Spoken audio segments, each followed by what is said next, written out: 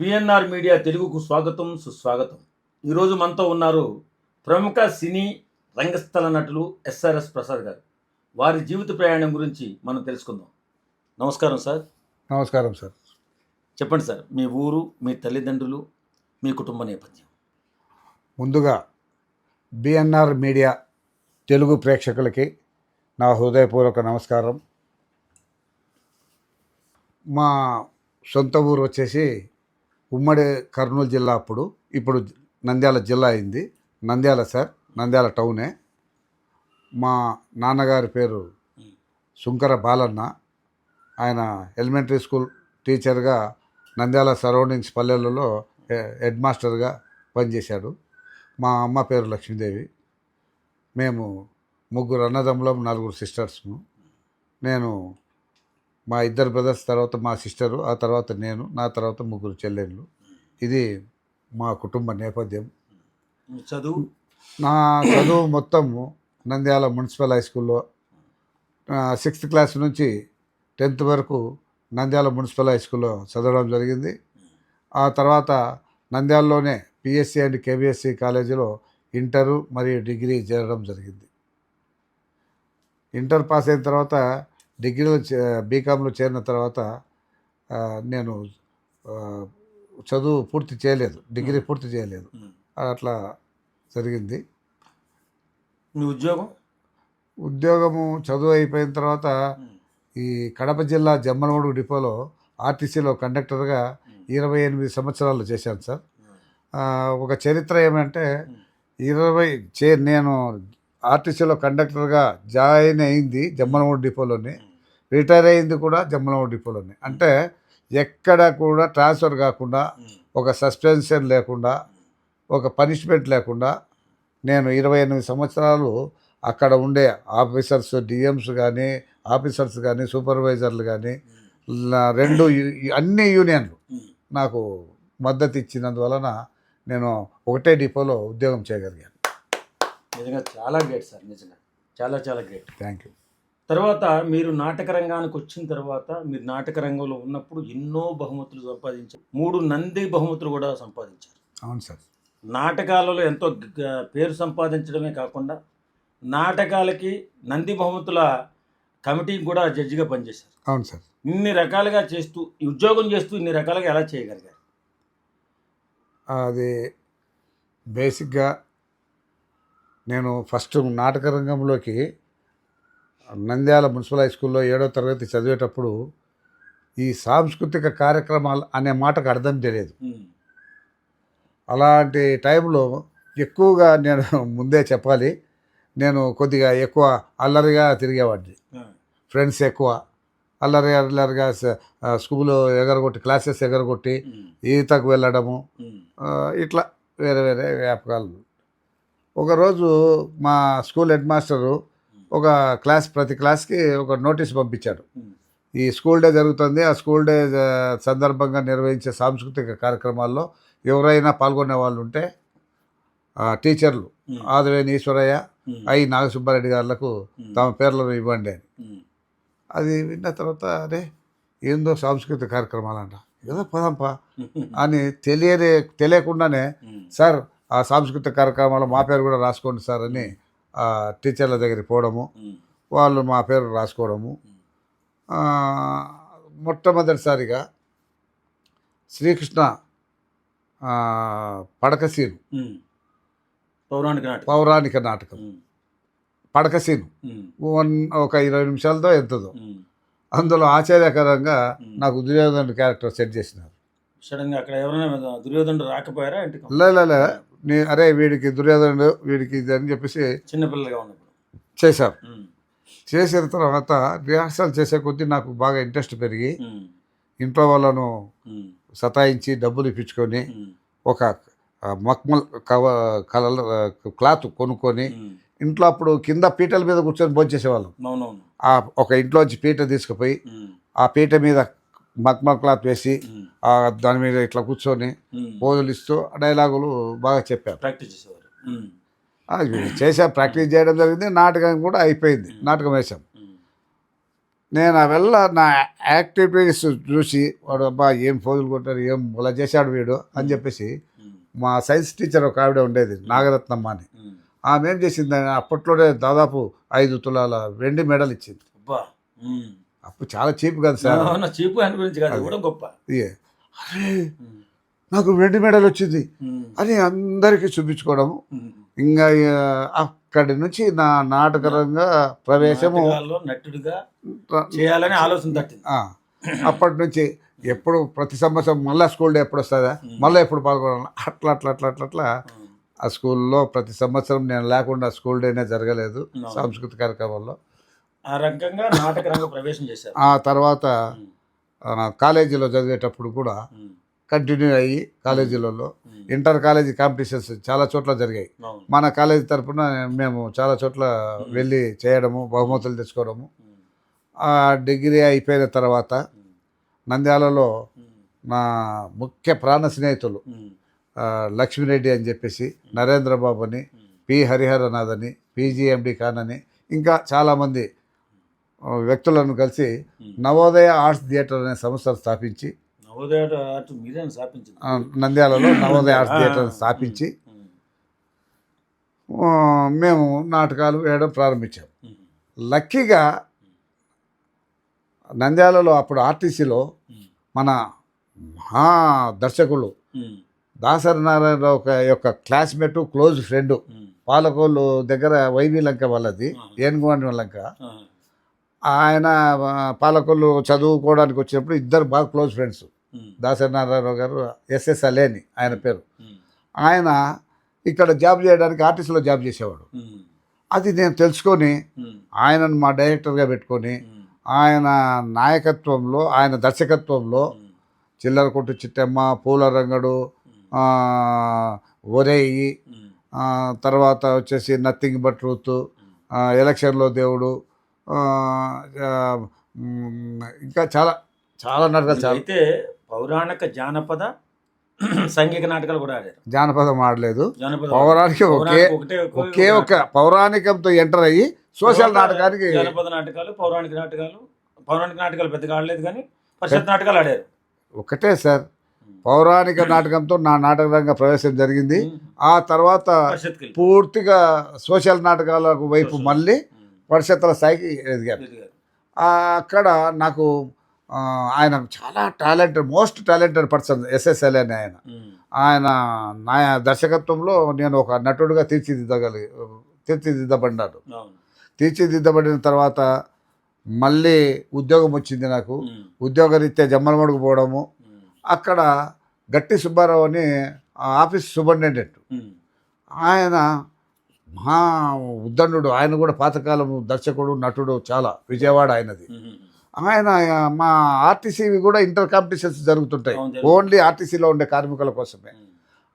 జరిగేటప్పుడు ఆయన ఒక సంవత్సరం నాటిక తీసి ఎవరైనా ఉన్నారంటే, సార్ నేను నటుడినే సార్ అని చెప్పడము. అట్లా నాగులు తిరిగే కోనలో అనే నాటిక వేశాను. అక్కడ అప్పుడు ఉత్తమ నటుడు అవార్డు తీసుకున్నా. తర్వాత నెక్స్ట్ ఇయర్ నాగులు తిరిగే కోనల తర్వాత ఇంకొక నాటిక తీసుకున్నాం సార్, గుర్తుకు రావడం లేదు, చాలా ఏళ్ళు అయింది. ఆ నాటికలో కూడా సారయ్య పాత్ర, కుందేటి కొమ్ము నాటికలో సారయ్య ఎప్పుడు మెడలో ఒక కుండ తగిలించుకొని కుండలో మందేసుకొని తాగుతూ ఉంటా, ఫుల్ కైపులో ఉంటాను. డ్రింకర్ క్యారెక్టర్ చేశాను, అద్భుతంగా చేశానని చెప్పేసి అక్కడ కూడా నాకు బహుమతులు రావడం. ఆ తర్వాత నేను ఆర్టీసీ కాంపిటీషన్స్కే భాస్కర్ చంద్ర అని ఒక ఆంధ్ర బ్యాంక్ మేనేజర్గా ఉన్నాడు. ఆయన దర్శకత్వంలో అక్కడ నూజివీడులో ఉండే 2 కండక్టర్లు ఒక నాటకం తీసుకొచ్చారు. నాటకం తీసుకొచ్చిన తర్వాత ఆ నాటకం మామూలుగా అయితే 5 మందితో ఆడాలి, 2తోనే ఆడారు. చాలా ఎక్స్పెరిమెంటల్ నాటిక, చాలా అద్భుతం. అరే ఎవరు నాయన ఈ డైరెక్టరు, ఇంత 5 మందితో ఆడాల్సిన నాటకం 2 ఇంత అద్భుతంగా నడిపించాడు. వాస్తవంగా ఒక పాత్రని 2 చేయడం, 3 చేయడం చూశాను నాటకాల్లో. ఒక పాత్రని 1 లేక 2, 3 చేసే నాటకాలు కూడా ఉన్నాయి. కానీ నేను ఫస్ట్ టైం వింటున్నా 5 మంది ఉన్న నాటకాన్ని 2తో ప్లే చేయడం అంటే సామాన్యమైన విషయం కాదు. ఎందుకంటే కాస్ట్యూమ్స్ మార్చుకోవాలి, ఎక్స్పెరిమెంటల్. ఎక్స్పెరిమెంటల్. మామూలు ఒకటే డ్రెస్ ఉంటుంది, ఒకటే డ్రెస్ మొదటి ఉంటుంది. నుంచి లాస్ట్ వరకు ఒకటే డ్రెస్ ఉంటుంది. ఉమ్. పోలీస్ స్టేషన్ అంటే అదే డ్రెస్ మీద బెల్ట్ పెట్టడం, క్యాప్ పెట్టడం, అదే చిన్న చిన్న అది అంతే. చిన్న మైనర్ ఎక్స్పెరిమెంట్ క్విక్గా వేసుకునే మార్పులతో చేశారు. చేశారు. అద్భుతం. ఆ డైరెక్టర్ ఎవరు అని చెప్పేసి ఆయన దగ్గర పోయి పరిచయం చేసుకొని, అప్పుడు ఆయన విజయవాడ బెంజ్ సర్కిల్లో ట్రాన్స్ఫర్ అయిందండి. నేను విజయవాడలో ఉంటానంటే, నేను జమ్మలమూడి నుంచి విజయవాడకు బస్సు ఉంది సర్వీస్, దాంట్లో కండక్టర్గా వెళ్ళి ఆ డ్యూటీలో అక్కడ దిగి మళ్ళీ ఉదయం దిగితే మళ్ళీ రాత్రే అప్పుడు వచ్చేది.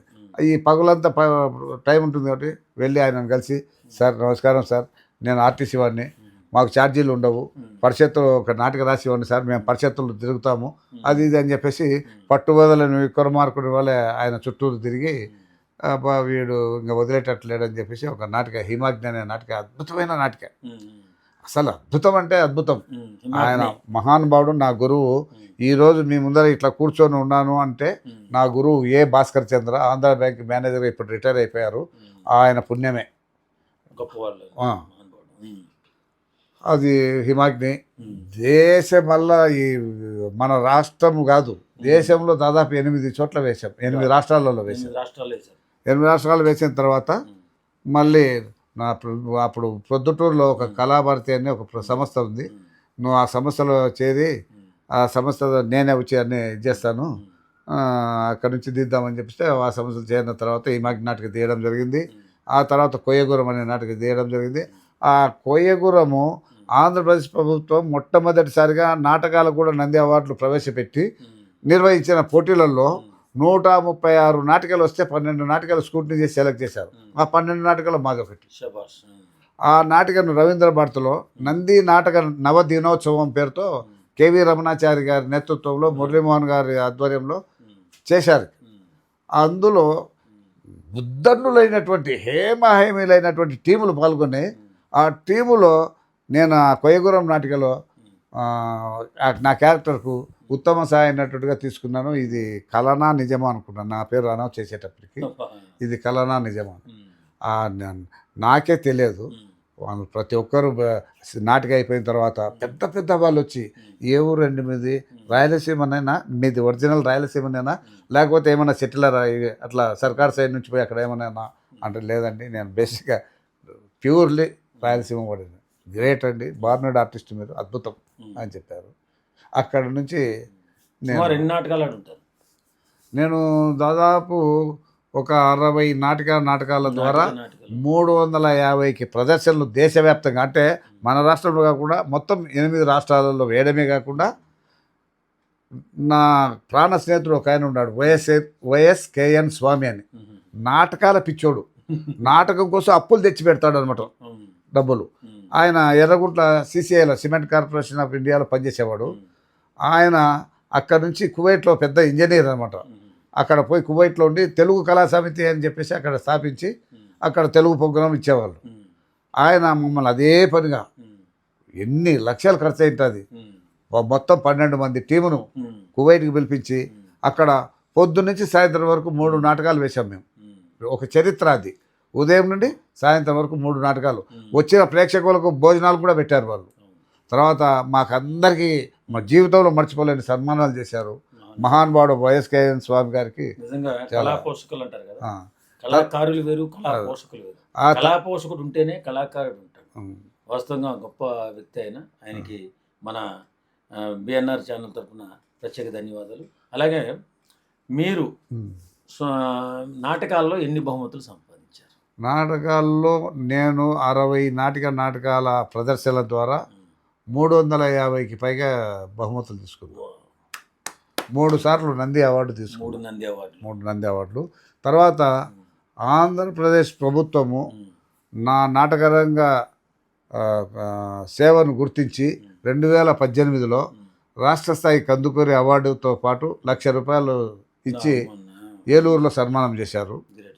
అలాగే 2025లో మార్చి 30వ తేదీ ఉగాది పురస్కారాల సందర్భంగా నేను నాటకరంగానికి చేసిన సేవను గుర్తించి ₹50,000 నగదుతో కళారత్న హంస అవార్డు ఇచ్చి సన్మానం చేశారు. తర్వాత లెక్కకు మించి సన్మానాలు, గోల్డ్ చైన్లు, రింగులు, ఒక 10 చేతికి 10 రింగులు ఉండేటివి, బ్రాస్లెట్లు, మేడల్లో చైన్లు చేసి బహుమతులు ఎక్కువగా ఇచ్చేవాళ్ళు. ఇచ్చారు.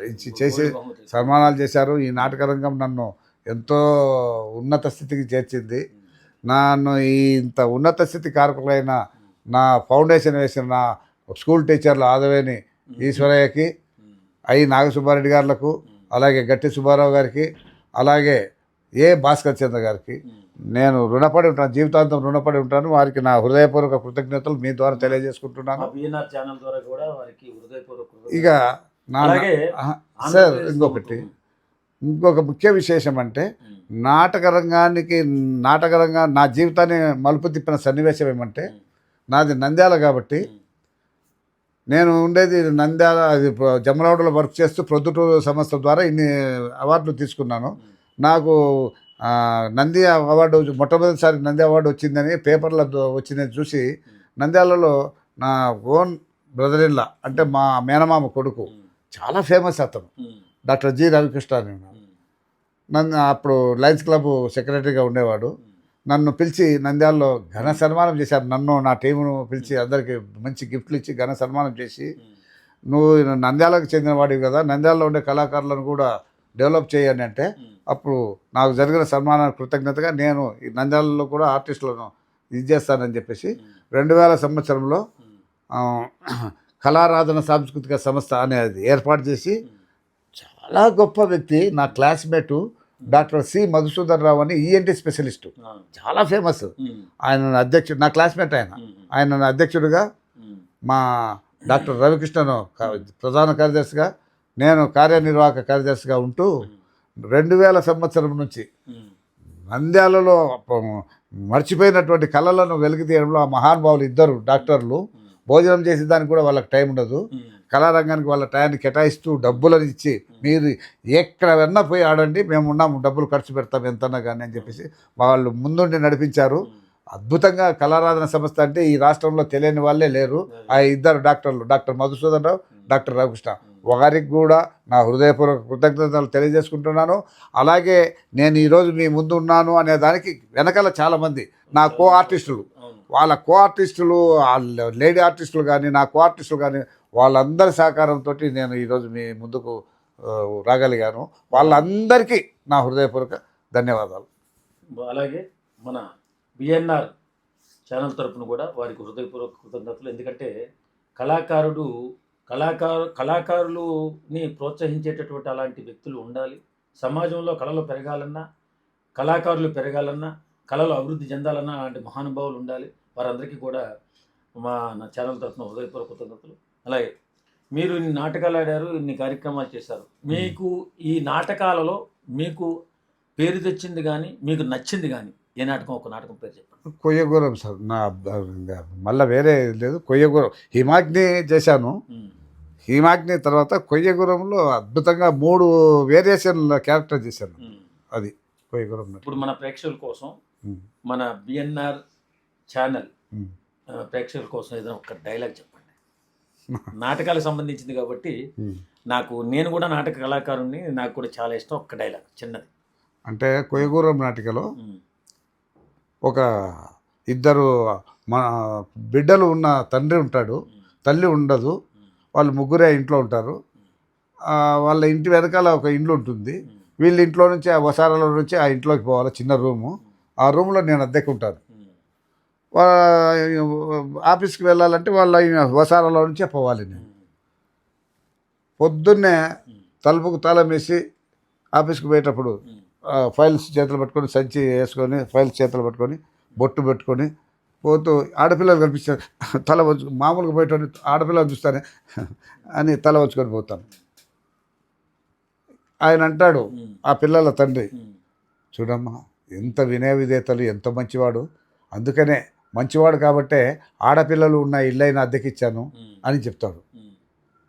ఆ ఇద్దరు ఆడపిల్లల్లో ఒక ఆమె ఫెమినిజం, అంటే ఆడది మగవాని కంటే ఏం తక్కువ,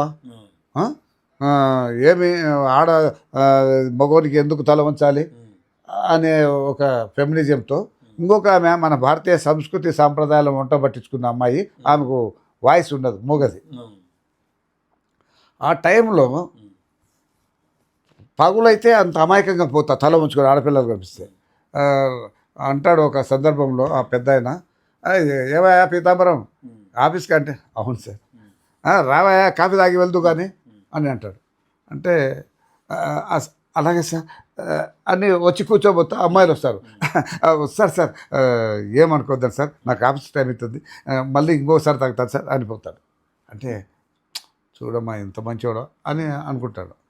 అదే వాడు రాత్రి అయ్యేటప్పటికి 12 గంటలప్పుడు ఫుల్గా తాగేసేసి వాడు ఒక రిక్షా వాడు తీసుకొచ్చేసి ఆయన ఫైల్స్ బ్యాగ్ ఆడ పడేసేసి చచ్చిపోతున్నామండి బాబు అని చెప్పేసి ఆడ వదిలిపెట్టి వెళ్ళిపోతాడు.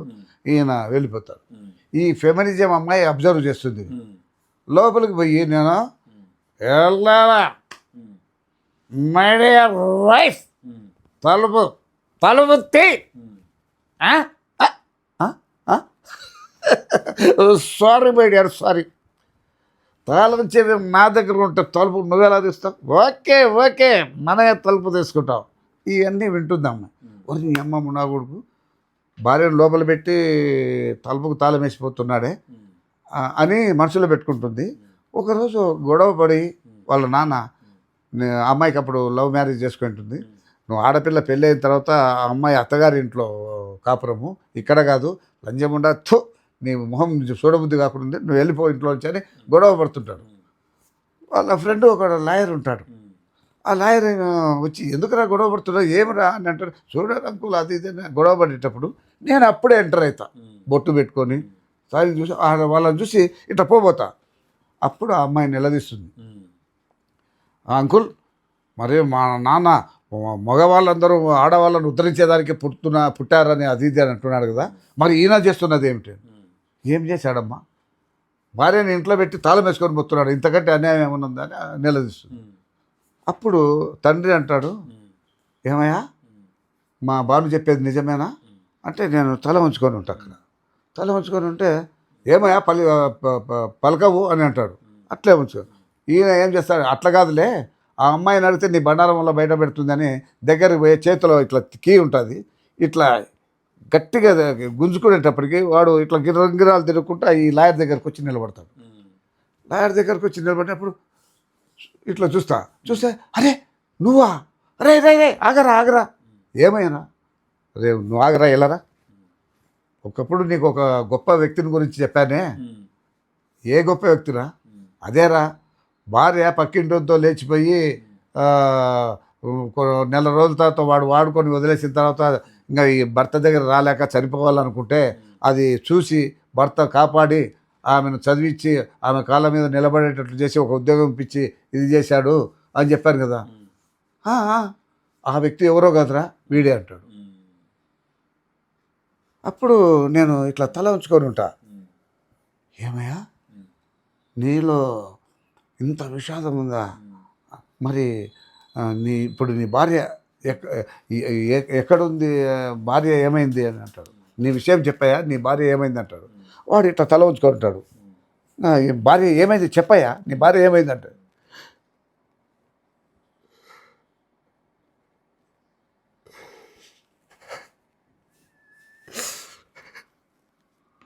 లేచిపోయింది సార్.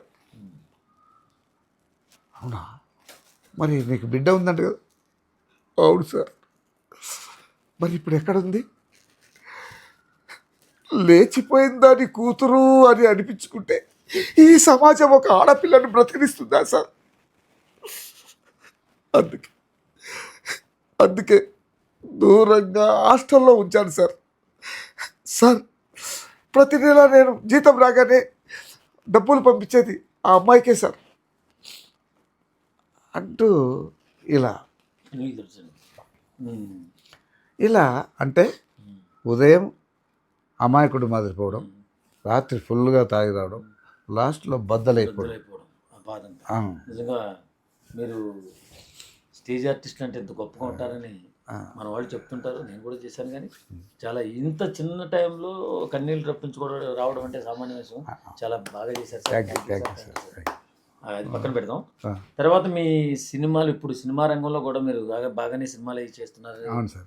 అంతా బాగుంది. తర్వాత జనరల్ సెక్రటరీ మన Telangana movie TV artist union ట్రెజరర్గా కూడా ఉన్నారు. అవును సార్.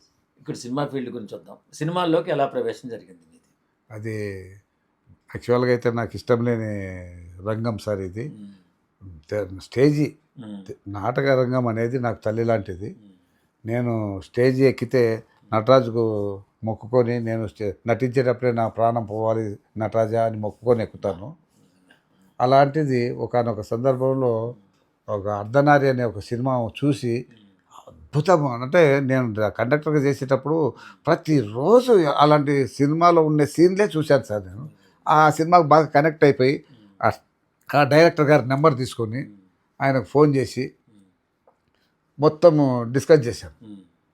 రండి మీరు హైదరాబాద్కి ఒకసారి మాట్లాడదాము, ఇంతవరకు కూడా ఇంత క్షుణ్ణంగా ఇంత అద్భుతంగా నా సినిమా గురించి ఎవరు చెప్పలేదు అని అనడము.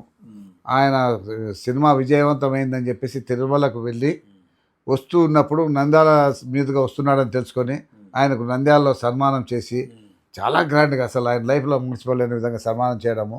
ఆయన అది చూసి నువ్వు ఇంత మంచి నటుడివి, నువ్వు అన్ని అవార్డులు తీసుకున్నావు, నంది అవార్డులు తీసుకున్నావు, సన్మానాలు చేశారు, బల్లారి రాఘవ అవార్డు సార్ మర్చిపోయిన బల్లారిలో ఆంధ్రప్రదేశ్లో ఒకరికి ఇస్తారు బల్లారి రాఘవ అవార్డు సంవత్సరానికి ఒకసారి ఆగస్టు 3వ తేదీ బల్లారి రాఘవ జన్మదిన సందర్భంగా. అప్పుడు నన్ను సెలక్షన్ చేసి 2015లో బల్లారి రాఘవ అవార్డు ఇచ్చారు. తర్వాత మెడ్రాస్లో నేషనల్ కాంపిటీషన్లో గోల్డ్ మెడల్ కొయ్యగూరం నాటికకే అలా తీసుకున్నాను. సరే నువ్వు హైదరాబాద్కు రా, నేనున్నాను, నా కొలీగ్స్ ఉన్నారు, వాళ్ళ సినిమాలలో కూడా చెప్పి అవకాశాలు ఇప్పిస్తాను అంటే ఆయన బలవంతం మీద నువ్వు రాలేదనుకో నా ఫోన్లో నుంచి నీ నెంబర్ డిలీట్ చేస్తాను అని ఇది చేస్తే ఆయన పేరే భానుశంకర్ చౌదరి, చాలా సీనియర్ మోస్ట్, మంచి మంచి సినిమాలు తీశాడు సార్. ఆయన ప్రేరణతో హైదరాబాద్కి రావడం జరిగింది. హైదరాబాద్కి వచ్చిన తర్వాత కేవి మహేంద్ర అని ఆయన డైరెక్టర్ పరిచయం కావడము ఆయన సినిమా ద్వారా. ఆ సినిమా ఆయన కూడా ఎంకరేజ్ చేశాడు, ఆయన సినిమాలో అవకాశం ఇచ్చాడు. అలాగే ఆడిషన్స్ ఎక్కడ ఉన్నా కూడా రోజుకు 3-4 ఆడిషన్స్ తిరిగేవాడిని. అట్లా బాగా నటుడిగా బాగా ఎస్టాబ్లిష్ అయినా ఎవరైనా చూసి చాలా మంచి నటుడు అండి అతను అని గుర్తింపబడే విధంగా నేను ఆడిషన్లకు తిరిగినాను, బాగా ఎస్టాబ్లిష్ అయినాను. స్వయం కృషితో నేను వేషాలు సంపాదించుకుంటూ ఇది చేస్తున్నాను.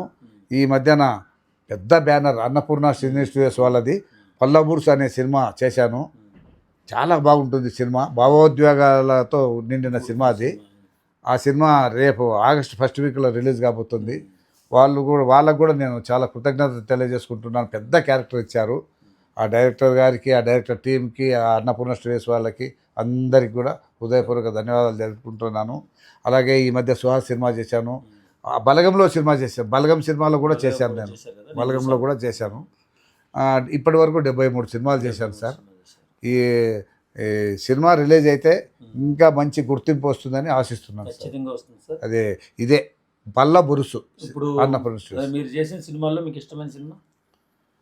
బలగం చిన్న వేషం చేసినా కూడా బలగం మంచి గుర్తింపు వచ్చింది. అవును సార్, అది చిన్న సీనే. ఆ తర్వాత నాకు బంజారా మూవీ ఒకటి చేశాను సార్. ఆ బంజారా మూవీలో మంచి క్యారెక్టర్, అది ఓన్లీ 4 భాషల్లో రిలీజ్ చేస్తామని చెప్పేసి ఒకటే బంజారా భాషలోనే రిలీజ్ చేశారు, సేవాలాల్ అని చెప్పేసి. మంచి సుమన్ గారు, భానుచందర్ గారు మంచి మంచి ఆర్టిస్టులు ఉన్నారు, మంచి సినిమా. అది తెలుగులో రిలీజ్ చేయలేదు, అది దానివల్ల కూడా పెద్ద గుర్తింపు వస్తుందని ఆశపడ్డాను, కానీ అది తెలుగులో రిలీజ్ కాలేదు. తర్వాత రెండవది వచ్చేసి మహానటుడు నందమూరి తారక రామారావు గారి పెద్ద కొడుకు జయకృష్ణ గారి అబ్బాయి చైతన్య కృష్ణ బ్రీత్ అనే సినిమా చేశాను. ఆ బ్రీత్ అనే సినిమాలో అతనికి మేనమామగా చేశాను, చాలా పెద్ద క్యారెక్టర్. అది సరైన రీతిలో రిలీజ్ కాకపోవడము, గుర్తింపు రాలేదు సార్. అది సార్. మీరు సినిమాల్లోకి వచ్చిన తర్వాత ఏమైనా ఇబ్బందులు పడ్డారా? సినిమాల్లోకి వచ్చిన తర్వాత ఏమి ఇబ్బందులు పడలేదు, కానీ బాగానే నాకు వచ్చాయి, కష్టపడ్డాను, వచ్చిన అవకాశాలు మంచిగా వచ్చాయి. మంచి టాలెంట్ ఉంది కాబట్టి ఎక్కడ ఇబ్బంది కలగలేదు. ఈ మధ్య కాలంలో ఉమ్, ఈ కోఆర్డినేటర్ల వల్ల ఉమ్, ఆ, మాలాంటి సీనియర్ ఆర్టిస్టులకి చాలా అన్యాయం జరుగుతుంది సార్. రెమ్యునరేషన్లు బాగా తగ్గించేసి రిటైర్ అయిన వాళ్ళతోని వాళ్ళ జూనియర్ ఆర్టిస్టులతోని వాళ్ళు తీసుకుపోతున్నారు. మేము సీనియర్ ఆర్టిస్టులు అయితే ఎక్కువ అమౌంట్ డిమాండ్ చేస్తామనే ఉద్దేశంతో వాళ్ళు ఏం చేస్తున్నారంటే మమ్మల్ని ఒమిట్ చేసేసి జూనియర్ ఆర్టిస్టులతోటి వాళ్ళతోటి వీళ్ళతో చేపించినందువల్ల మనకు అవకాశాలు ఈ మధ్య చాలా మంది డైరెక్టర్లు ఉమ్. నటన తెలియని వారిని కూడా ఏదో తక్కువ డబ్బులకు వస్తున్నారని డబ్బులు అడగట్లేదని చెప్పి సినిమాలు తీసి అవును సార్. బొక్కబోర్ల పడుతున్నారు. అది అక్షరాలు నిజం. అది నిజంగా బొక్కబోర్ల పడుతున్నారు. ఉమ్. ఏదైనా అవకాశం ఉంటే ఖచ్చితంగా నటుడిని తీసుకోవాలా, అతనైతే అతని పర్ఫార్మెన్స్తో ఆ సినిమా నిలబెట్టగలుగుతాడు. ఉమ్. అంతే తప్ప ఊరికే వస్తున్నాడనో లేకపోతే తిరిగి ఏదో డబ్బులు ఇస్తున్నాడనో సినిమా అవకాశాలు ఇస్తే ఆ సినిమా పరిపూర్ణం కాదు. అవును. ఎందుకంటే ఆ కథకి న్యాయం చేయలేరు, ఆ డైలాగ్ న్యాయం చేయలేరు, ఆ సీన్ కూడా న్యాయం చేయలేరు. చాలామంది చేస్తున్న తప్పు ఈ మధ్య ఉన్నటువంటి కొత్త డైరెక్టర్లు చిన్న చిన్న సినిమాలు తీయాలని ప్లాన్ చేస్తూ ఆ కొత్త వారిని తీసుకుని తక్కువ డబ్బులకు వస్తున్నారని అలా సినిమాలు నాశనం చేసుకుంటున్నారు. అలా చేసుకోకుండా సినిమా ఇండస్ట్రీని బతికించండి తప్పనిసరిగా. అలా బతికించాలని మనస్ఫూర్తిగా కోరుకుంటున్నాం. మంచి నటులను ఎన్నుకోండి. ఒక ₹10 ఎక్కువ ఇచ్చినా నటులను ఎన్నుకోవాలి తప్ప ఎవరో ఫ్రీగా వస్తున్నారని డబ్బులు పెడుతున్నారని చేస్తే సినిమాలు ఇలాగే పోయి ప్రొడ్యూసర్ రావడం మానేస్తారు. డైరెక్టర్లు చేసిన తప్పుకి ప్రొడ్యూసర్ సినిమా ఇండస్ట్రీలోకి రావడం మానేస్తాడు. ప్రొడ్యూసర్ మనం దూరం చేసుకునే వాళ్ళు అవుతాం. తప్పనిసరిగా మంచి నటులను పెట్టుకోండి, ₹10 ఎక్కువ ఇవ్వండి. అలాగే చిన్న విషయం సార్. ఉమ్, ఈరోజు నేను 45 సంవత్సరాల నాటక రంగంలో కొనసాగిన, ఉమ్, అలాగే ఇప్పుడు సినిమాలలోకి వచ్చిన. వీటన్నిటికీ నాకు వెన్నుతట్టి ప్రోత్సహించిన నా కుటుంబ సభ్యుల గురించి కూడా ఒక్క మాట చెప్పాలి. నా భార్య ఉషారాణి, నాకు 4 అబ్బాయిలు, మొత్తం ఎంటైర్ కుటుంబం. మా ఇంటికి ఏ ఆర్టిస్టులు వచ్చినా కూడా ఎంతో ఆప్యాయతతో మంచి భోజనాలు పెట్టి వాళ్ళని ఆదరించి, అలాగే నేను ఎన్ని నెలల తరబడి పరిషత్తులు తిరిగేదానికి లాసాపేలతో సిక్కులు చేసి డ్యూటీలకు వెళ్ళినా కూడా నన్ను ఎంకరేజ్ చేసిన మా కుటుంబ సభ్యులకు కూడా నేను కృతజ్ఞతలు తెలియజేసుకుంటున్నాను సార్. థ్యాంక్ యూ అండి. ప్రతి ఒక్కరూ కూడా కుటుంబాన్ని అభినందిస్తూ మనల్ని ప్రోత్సహిస్తున్నటువంటి మనం వెన్నంటే ఉండి మన బాబుని మన కష్టాన్ని చూస్తున్నటువంటి మన కుటుంబ సభ్యులను కూడా ఎప్పుడూ కూడా అభినందిస్తూ ఉండాలి. మనం చాలా పనులు చేస్తాం. బయట వారిని గౌరవించినట్టు మన కుటుంబ సభ్యులను చాలామంది గౌరవించరు. మన భార్యని కానీ పిల్లల్ని కానీ అలాగే మన బంధువులను కానీ ఎప్పుడూ గౌరవించడం మనం ప్రాధాన్యత ఇచ్చినట్లయితే వాళ్ళు అద్భుతంగా మన అంటే ఉండి మన కష్టాల్లో మన బాధల్లో కూడా వెన్నుతట్టి ముందుకు ప్రోత్సహిస్తారు. మీ కుటుంబ సభ్యులు కూడా మన బిఎన్ఆర్ ఛానల్ తరఫున ప్రత్యేక ధన్యవాదాలండి. Thank you sir. అలాగే ఇప్పుడు మరో అంశం ఏంటంటే మీకు నచ్చిన హీరో? నాకు నచ్చిన హీరో విశ్వవిఖ్యాత నట సార్వభౌమ పద్మశ్రీ నందమూరి తారక రామారావు. ఆయన నచ్చినోడు ఎవరు ఉంటారు? మహానుభావుడు. ఆయన గురించి కాదు, ఇప్పుడు నేను అడిగేది ఇప్పుడు ప్రజెంట్ హీరో ఎవరు నచ్చుతారు? ఇప్పుడు ప్రజెంట్ హీరో అంటే జూనియర్ ఎన్టీఆర్. జూనియర్ ఎన్టీఆర్. అలాగే మీకు నచ్చిన హీరోయిన్? ఆ రోజుల్లో అయితే సావిత్రి. ఈ రోజుల్లో నేను ఇంకా ఏమని చెప్పాలి సార్? నటులు జాగ్రత్తగా ఆలోచించి చెప్తారు. ఇప్పుడు చాలా మంది మంచి పాన్ ఇండియా హీరోలు అయ్యారు మన హీరోలంతా. సరే, హీరోయిన్ ఇప్పుడు వచ్చిన కొత్త హీరోయిన్? కొత్త హీరోయిన్లు అంటే వీళ్ళు ఇప్పుడు కొత్తగా వచ్చిన వాళ్ళు రష్మిక మందాన కానీ కీర్తి సురేష్ కానీ, ఎందుకంటే మహానటి సావిత్రిలో జీవం పోసింది, అద్భుతంగా నటించింది కీర్తి సురేష్ కానీ, రష్మిక మందాన కానీ, ఇంకా 2-3 ఉన్నారు సార్ బాగా మంచి ఆర్టిస్ట్. ఇంకొక క్రిటికల్ ప్రశ్న, రాజకీయాలు అంటే ఇష్టమా మీకు? రాజకీయాలు చాలా ఇష్టం. ఊహ తెలిసినప్పటి నుంచి రాజకీయాల్లో తిరుగుతున్నాను, కానీ రాజకీయ నాయకుల కనుసన్నల్లో పడాలి, ఏదో పదవులు పొందాలి, లేకపోతే రాజకీయాన్ని అడ్డం పెట్టుకొని సంపాదించాలి అనేది మాత్రం ఎటువంటి పరిస్థితులు. అజ్ఞాత పార్టీ భక్తుడిని నేను, అభిమానిని. అలాగే మీకు ఇష్టమైన రాజకీయ నాయకుడు? ఇష్టమైన రాజకీయ నాయకుడు అంటే రామారావు ఉండే. రామారావు పోయిన తర్వాత ఇప్పుడు చంద్రబాబు నాయుడే నాకు ఇష్టమైన రాజకీయ నాయకుడు. ఇష్టమైన నాయకుడు చంద్రబాబు నాయుడు. ఎందుకు అలానే అంటే సార్, మనము చూసేదానికి కళ్ళు ఉన్నాయి, వినేదానికి చెవులు ఉన్నాయి. ఆయన సుదీర్ఘమైన ముఖ్యమంత్రిగా ఎక్కువ రోజులు పరిపాలించిన ముఖ్యమంత్రిగా పేరు పొందినాడు. మధ్యలో ఆయన ఓడిపోవడము, వేరే ముఖ్యమంత్రి కావడము, అట్లా 2-3 సార్లు జరిగింది. అప్పుడు కంపారిజన్ ప్రజలకు పూర్తిగా తెలిసిపోయింది ఎవరు పనిచేసే ముఖ్యమంత్రి, ఎవరు దుర్మార్గపుగా ఎవరి పరిపాలన సాగింది అనేది ప్రజలకు తెలుసు. కాబట్టి కళ్ళకు కట్టినట్లు ఈరోజు గతంలో 5 సంవత్సరాలు జగన్ ప్రభుత్వం వచ్చింది, 5 సంవత్సరాలు విధ్వంసం.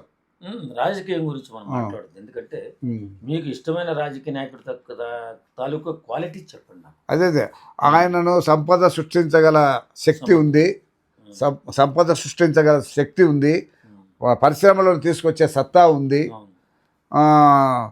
ఒక వైపు సంక్షేమ పథకాలు దాన్ని ఫిలప్ చేస్తూ దానికి కావాల్సిన డబ్బును మన రాష్ట్రానికి ఆదాయం చేకూర్చే విధంగా వనరులను చేకూర్చేదానికి పరిశ్రమలను తీసుకురావడము. తిరిగి 76 సంవత్సరాల వయసులో ఇంటి దగ్గర ఎప్పుడుంటాడో మహానుభావుడు విపరీతంగా తిరుగుతూ అందరిని అట్రాక్ట్ చేస్తూ పరిశ్రమలు తీసుకొచ్చి ఈ రాష్ట్రాన్ని ముందుకు తీసుకుపోతున్నారు సార్.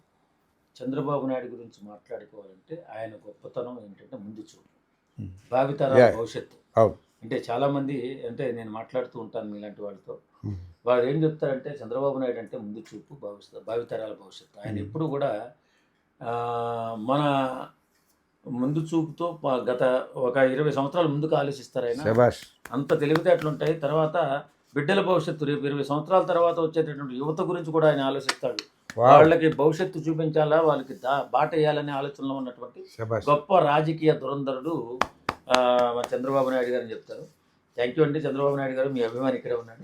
ఆ తర్వాత సినిమా రంగం, కళారంగం.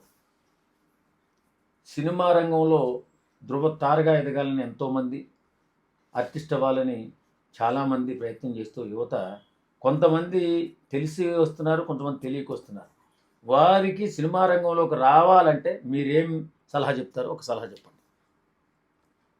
ఒక సినిమా రంగం కావచ్చు, నాటక రంగం కావచ్చు, ఫస్ట్ డెడికేషన్, అంకితభావం, క్రమశిక్షణ, తర్వాత నిజాయితీగా ఉండడం. నిజాయితీగా ఉండడం అంటే దురలవాట్లకు లోను కాకపోతే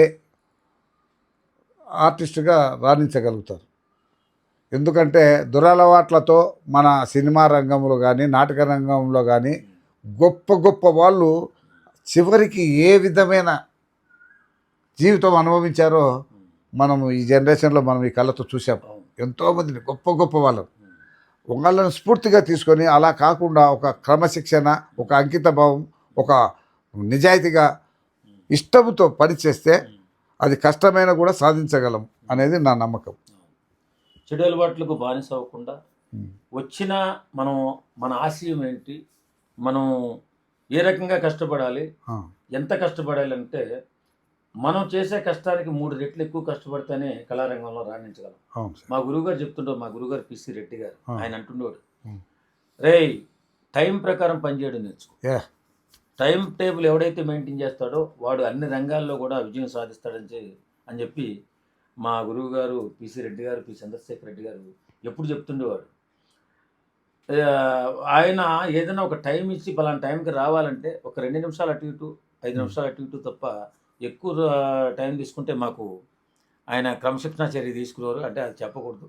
ఆయన అంత అద్భుతంగా ఆయన బిడ్డలుగా చూసి మేము ఎక్కడో ఏమీ తెలియని వ్యక్తులుగా హైదరాబాద్ వచ్చిన తర్వాత మేము ఆయన చూసి చాలా నేర్చుకుని ఈరోజు ఈ స్థాయికి వచ్చాం. ఇంత గొప్పగా బ్రతకగలుగుతాం అంటే మా గురువుగారు పిసి రెడ్డి గారు. తర్వాత నాకు ఇక్కడ తీసుకొచ్చిన మా రామదాస్ నాయుడు గారు, మా తమ్ముడు గంగారావు వీళ్ళు తీసుకొచ్చారు, మా తమ్ముడు నానాజీ వీళ్ళు నన్ను తీసుకొచ్చారు. చాలా ఆనందంగా ఉంది. ఇప్పుడు సినిమా రంగంలోకి ఎవరైనా రావాలనుకుంటే చాలా కష్టపడాలి. ఆ కష్టంతో పాటు మీకు చాలా డెడికేషన్ ఉండాలి. ఏదో వచ్చేసాం, ఏదో మనసులో ఉంటుంది ఏదో చేసేద్దామని, కానీ అది బయటికి వ్యక్తపరిచే వాళ్ళు చాలా తక్కువగా ఉన్నారు. కాబట్టి మీరు ఆలోచించుకోండి, చాలా చక్కగా మా కళారంగంలోకి రండి, నిబద్ధతతో రండి. కానీ ఆర్థికంగా ఇబ్బందులు పడేటటువంటి వాళ్ళు ఏదో వ్యాపకం చేసుకుంటూ ప్రయత్నం చేయండి, పూర్తిగా దీనికోసం కేటాయించకండి. ఆర్థికంగా బలవంతులు చాలా బాగా చెప్పారు సార్, వండర్ఫుల్. కాబట్టి రండి, కళారంగానికి రండి, ధృవతారగా చిరస్థాయిగా నిలబడండి. Thank you. ఈరోజు ఎంతో సమయాన్ని కేటాయించి మన బిఎన్ఆర్ మీడియా తెలుగుకు వచ్చి మీ అమూల్యమైనటువంటి మీ జీవిత నాటక రంగం అనుభవం, సినిమా రంగం అనుభవం అన్నీ కూడా మన ప్రేక్షకులతో పంచుకున్నందుకు ప్రత్యేకంగా మా ఛానల్ తరఫున ప్రత్యేక ధన్యవాదాలు. Thank you sir, thank you very much. Thank you sir. మీకు అలాగే బిఎన్ఆర్ మీడియా తెలుగు ప్రేక్షకులకు కూడా నా హృదయపూర్వక ధన్యవాదాలు, కృతజ్ఞతలు. Thank you very much. Congratulations. Thank you sir, thank you.